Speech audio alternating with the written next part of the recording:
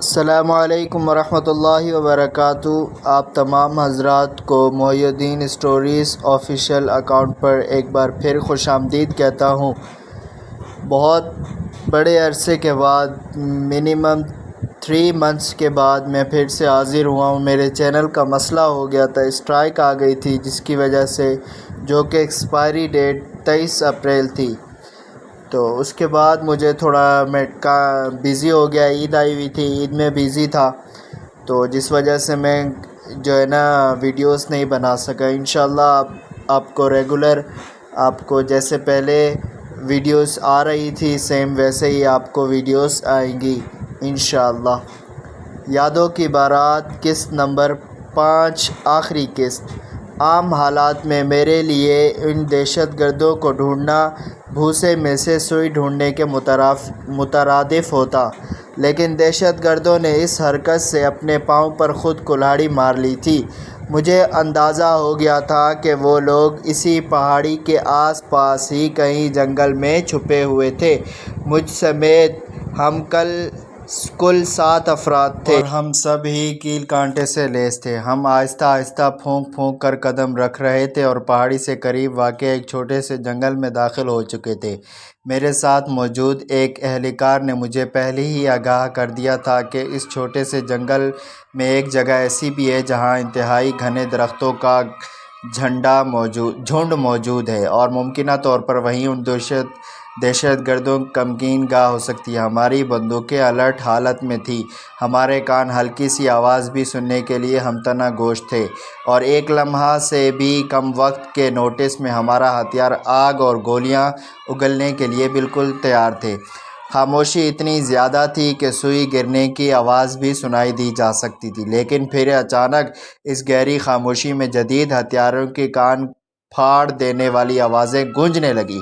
گولیاں ہم سے صرف 1/2 انچ کے فاصلے سے ہی گزرنے لگیں، اور میرے کچھ ساتھیوں کو لگی بھی، لیکن بلٹ پروف جیکٹ کی وجہ سے ان کی بچت ہو گئی۔ جیسے ہی گولیوں کی بوچھاڑ ہوئی، ہم ایک لمحہ بھی ضائع بغیر ادھر ادھر درختوں کی آڑ میں ہو گئے اور جوابی فائرنگ کرنے لگے۔ جس انداز سے گولیاں برس رہی تھیں، اس سے مجھے اندازہ ہوا کہ ان کی لوگوں کی تعداد ہماری توقعات سے کہیں زیادہ تھی۔ اچانک مجھے ایسا محسوس ہوا کہ ہمیں گھیرے میں لیا جا رہا تھا، یعنی شکاری خود شکار ہونے جا رہا تھا، لیکن میں ایسا کسی صورت بھی ہونے نہیں دے سکتا تھا۔ میں نے حالات کی نزاکت کو دیکھتے ہوئے ایک حکمت عملی اپنائی اور اپنے ساتھیوں کو پیچھے ہٹانا شروع کر دیا تاکہ ہم ان لوگوں کے گھیرے میں آنے سے بچ سکیں۔ اتنے میں میرے 2 ساتھی بازو اور ٹانگوں پر گولیاں کھا کر زخمی ہو چکے تھے، اور اب میرے لیے پیچھے ہٹنا بھی ممکن نہیں رہا تھا۔ تب میں نے ایک اور فیصلہ لیا اور اپنے ساتھیوں کو ایک لمبی قطار کے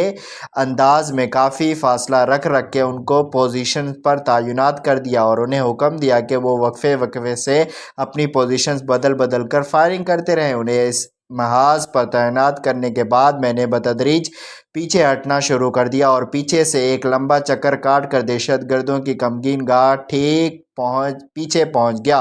وہ سب دوسری طرف سے میرے ساتھیوں کا مقابلہ کرنے میں مصروف تھے۔ ان لوگوں کو وہم و گمان بھی نہیں تھا کہ میں اس طرح چکر کاٹ کر ان کے سر پر بھی پہنچ سکتا ہوں۔ فاصلہ زیادہ نہیں تھا، اس لیے میں اب بلا جھجک ہینڈ گرینیڈ استعمال کر سکتا تھا، لیکن مسئلہ یہ تھا کہ کانسٹیبل اللہ ڈٹا کو اب بھی انہوں نے اپنی کمگین گاہ میں چھپایا ہوا تھا۔ لیکن تبھی میری آنکھوں نے ایک حیرت انگیز منظر دیکھا۔ وہاں مجھے 3 لوگ دکھائی دیے، جن میں سے 2 اپنے چہرے مہرے کی نقوش اور لباس سے ہی غیر ملکی لگ رہے تھے، لیکن ان کے ساتھ ایک تیسرا انسان ایسا بھی تھا جس کے بارے میں کبھی وہم و گمان بھی نہیں سوچ سکتا تھا کہ ایسا بھی ہو سکتا ہے۔ جی ہاں، وہ تیسرا انسان کوئی اور نہیں بلکہ شادو ہی تھی۔ مجھے یہ سمجھنے میں پل بھر کی بھی دیر نہیں لگی کہ شادو اس علاقے میں دہشت گردوں کی سہولت کار تھی۔ وہ پڑھی لکھی تھی اور انگلش جانتی تھی، اس لیے اسے غیر ملکیوں سے بات چیت میں کوئی دشواری نہیں ہوتی تھی۔ ایک طرح سے وہ یہاں ان کے لیے مقامی ایجنٹ کا کردار ادا کر رہی تھی۔ ان دونوں لوگوں نے شادو کو کچھ بھاری رقم دی اور شادو انہیں وہاں سے باہر جانے کا محفوظ راستہ بتانے لگی۔ شاید وہ لوگ یہاں سے فرار ہونا چاہتے تھے۔ میرا خون کھول رہا تھا۔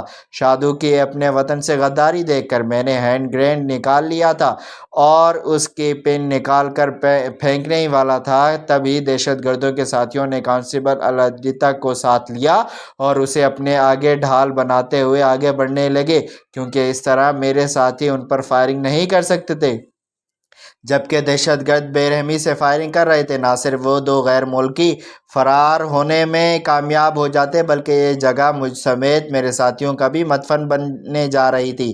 میں نے رائفل سیدھی کی اور بریسٹ سیٹ ان کے دہشت گردوں پر فائر کھول دیے، جو کہ کانسٹیبل کو ڈھال بنائے ہوئے کھڑے تھے، کی طرف بڑھتے چلے جائے۔ اس طرح فائر کھولنے میں رسک تھا، کوئی گولی میرے ساتھی، ہر صورت بھی یہ رسک لینا ہی تھا۔ جیسے ہی میں نے فائر کھولا، وہ لوگ اس غیر متوقع حملے سے کسی کیے شیطر کی مانند گولیاں کھا کر نیچے گر گئے۔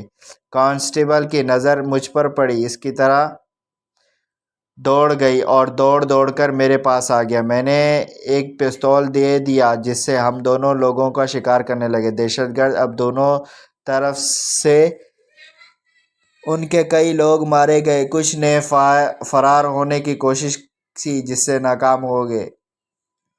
ایجنٹوں نے بھی فرار ہونے کی کوشش کی تو تھی، لیکن میں نے کانسٹیبل الادیتہ کے ہمراہ انہیں جا لیا، کیونکہ الادیتہ یہاں کے چپے چپے کو ان سے بہتر جانتا تھا۔ ان سب کے دوران شادو البتہ آنکھ بچا کر بچ نکلی، کامیاب ہو گئی۔ شاید اس کا خیال تھا کہ میں نے اسے وہاں نہیں دیکھا تھا، لیکن یہ اس کی سب سے بڑی غلط فہمی تھی۔ جیسے ہی میں ان سب سے فارغ ہوا، آندھی طوفان کی طرح اس کے گھر پہنچ گیا۔ میں نے اس کے ہاتھوں میں ہتھکڑیاں پہنا دی۔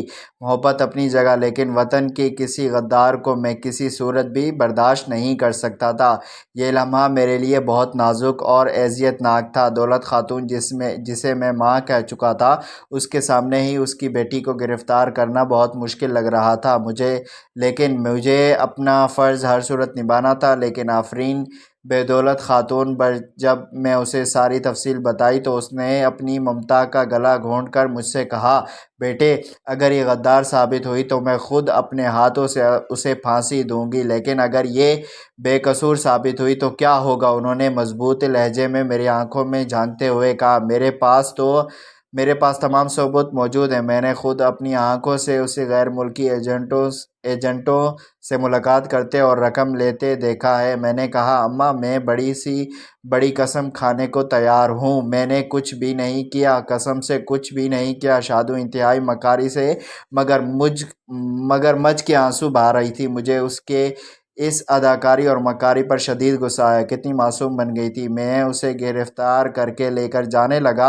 وہ رو رہی تھی اور بار بار مجھ سے التجا کر رہی تھی کہ میں نے کچھ بھی نہیں کیا۔ وہ اپنی ماں کو کہہ رہی تھی، مجھے بچا لو۔ اس کی پکار سن کر دولت خاتون کا دل بھی پسج گیا اور وہ رونے لگی۔ یہ میرے لیے انتہائی کٹھن ترین امتحان کی گھڑی تھی۔ ایک طرف فرض تھا تو ایک طرف پیار تھا۔ اچانک شادو کے بابا کی آواز کانوں میں گونجی، انسپکٹر، ذرا میرے ساتھ آؤ۔ میں نے سمجھا شاید وہ مجھے کسی رشوت وغیرہ کی آفر کرنا چاہتے ہیں، لیکن پھر بھی میں نے سوچا ایک بار اس کی بات سن لینی چاہیے۔ میں شادو کو وہیں چھوڑ کر اس کے بابا کے ساتھ دوسرے کمرے میں آ گیا۔ جی بولیے، میں نے کسی بھی قسم کے جذبات سے عاری اور سپاٹ لہجے میں کہا۔ بیٹے، جسے تم نے ان لوگوں کے ساتھ دیکھا وہ شادو نہیں بلکہ آکاشا تھی، شادو کی سوتیلی بہن آکاشا، اس نے انکشاف کرتے ہوئے کہا۔ میں نے بے اختیار اپنا سر تھام لیا۔ یا خدا، اب یہ کون سی نئی کہانی تھی؟ یہ سچ ہے بیٹا، جسے تم نے وہاں دیکھا وہ آکاشا تھی، جو کہ میری دوسری بیوی سے پیدا ہوئی تھی،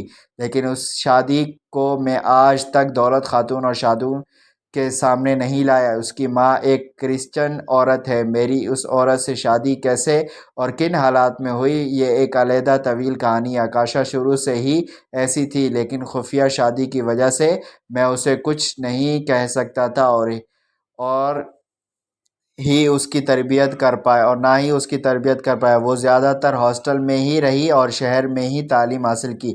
اس کی والدہ ایک NGO سے منسلک ہے۔ پھر کچھ عرصے سے دونوں ماں بیٹی نے یہاں آ کر رہنا شروع کر دیا۔ پہلے تو سب لوگ شادو کے ہم شکل پر خوب حیران ہوئے، لیکن جیسے جیسے وقت گزرا یہ ایک نارمل سی بات بن گئی۔ کچھ ہفتوں سے آکاشا اور اس کی ماں دونوں گاؤں سے غائب تھی، لیکن مجھے اب تمہاری زبانی سننا تھا جو مجھے یقین ہو گیا کہ وہ آکاشا ہی تھی۔ شادو کا والد بولتا جا رہا تھا، میں پتھر کا بت بنا گمسم سا بیٹھا اسے سنتا رہا۔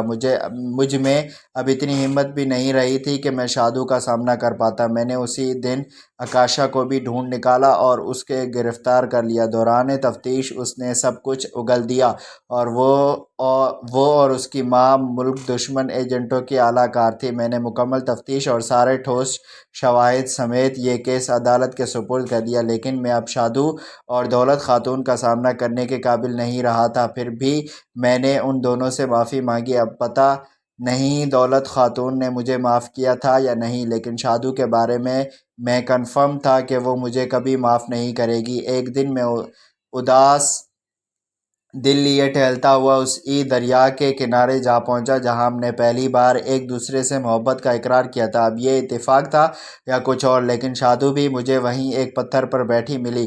جیسے ہی اس کی نظر مجھ پر پڑی اس نے میری طرف سے منہ پھیر لیا۔ شادو مجھ سے ایسے تو منہ نہ پھیرو، میں نے تڑپ کر کہا۔ مت کہو مجھے شادو، مر گئی ہوں میں تمہارے لیے۔ مجھے افسوس ہوتا ہے کہ میں نے تم جیسے شخص سے پیار کیا شادو۔ جو ہوا اس میں میرا کوئی قصور نہیں تھا۔ میں اس بات کے بہت شرمندہ ہوں۔ میری جگہ کوئی بھی ہوتا تو وہ بھی وہی سمجھتا۔ یہ کہتے ہوئے میری آنکھوں میں نمی تیر آئی۔ میں نے کہا تم دفع ہو جاؤ یہاں سے، شادو نے کہا اور اچانک چاقو نکال لیا۔ میں سمجھا کہ شاید وہ مجھ پر حملہ کرنا چاہتی ہے، لیکن اس نے چاقو نکال کر اس کا رخ اپنے پیٹ کی طرف کر لیا۔ اگر آئندہ مجھ سے بات کرنے کی کوشش کی تو اپنی جان لے لوں گی اور اس کی ذمہ دار تم ہوگے۔ اس کا لہجہ اور تیور دیکھتے ہی میں سمجھ گیا کہ وہ بالکل سچ کہہ رہی ہے۔ جیسا وہ کہہ رہی ہے واقعی وہ کر گزرے گی۔ یہ دیکھتے ہوئے میں نے مزید کچھ کہنا مناسب نہیں سمجھا اور وہاں سے واپس آ گیا۔ میرا خیال تھا کہ کچھ دن میں اس کا غصہ ٹھنڈا ہو جائے گا اور وہ مجھے معاف کر دے گی، لیکن میں غلط ثابت ہوا۔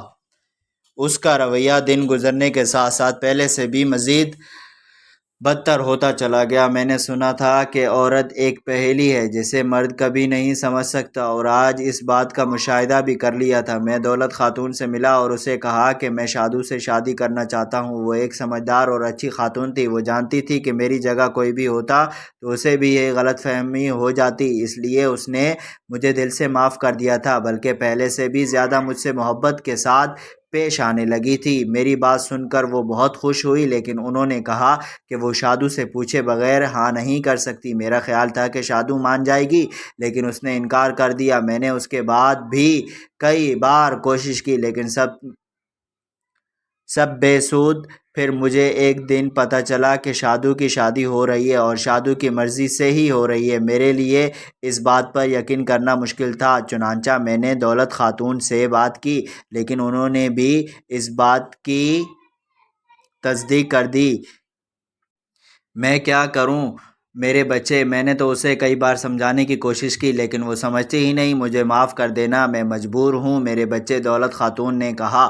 ہم کچھ دیر خاموش بیٹھے رہے، لیکن پھر میں وہاں سے اٹھ کر واپس آ گیا۔ جس دن شادو کسی اور کی دلہن بن اس کے گھر جا رہی تھی، ٹھیک اسی وقت میں یہ گاؤں ہمیشہ کے لیے چھوڑ کر جا رہا تھا۔ میں نے کچھ دن پہلے اپنا ٹرانسفر کی درخواست اعلیٰ حکام کو دی تھی، جسے نہ صرف منظور کر لیا گیا تھا بلکہ ملک کے دشمن ایجنٹوں کو گرفتار کرنے کے انعام میں میرا پروموشن بھی کر دیا گیا تھا۔ جس وقت میں تھانہ چھوڑ رہا تھا سب لوگ افسردہ تھے۔ کانسٹیبل اللہ ڈتہ کی آنکھیں تو نم ناک تھیں۔ ہم سب لوگ ایک فیملی کی طرح مل کر کام کیا تھا۔ ہاں، یہ ایک ابر آلود رات تھی اور ساون بارش برسا رہا تھا۔ جب میں ٹرین میں بیٹھا کھڑکی سے باہر دیکھ رہا تھا، کانسٹیبل اللہ ڈتہ سمیت چند اہلکار مجھے اسٹیشن پر الوداع کہنے آئے تھے اور جب تک وہیں موجود رہے جب تک ٹرین ان کی آنکھوں سے اوجھل نہیں ہو گئی، بارش مزید تیز ہو گئی تھی اور میرا دل لہو لہو تھا۔ ٹرین میرے شہر کی طرف رواں دواں تھی۔ خواہش تو میری شادو کے گھر بارات لے کر جانے کی تھی، لیکن قسمت کی ستم طریفی کہ میں اپنے دل میں یادوں کی بارات لیے واپس لوٹ رہا تھا اور اس گاؤں کو ہمیشہ ہمیشہ کے لیے الوداع کہہ رہا تھا۔ ختم شد۔ آئی ہوپ آپ سب کو تمام میری جو ہے نا اسٹوری بہت اچھی لگی ہوگی۔ کافی دنوں کے بعد میں نے اسٹوری دوبارہ اپلوڈ کی ہے، تو اس میں بہت ساری غلطیاں ہوں گی، نظر انداز کیجیے گا۔ اللہ حافظ۔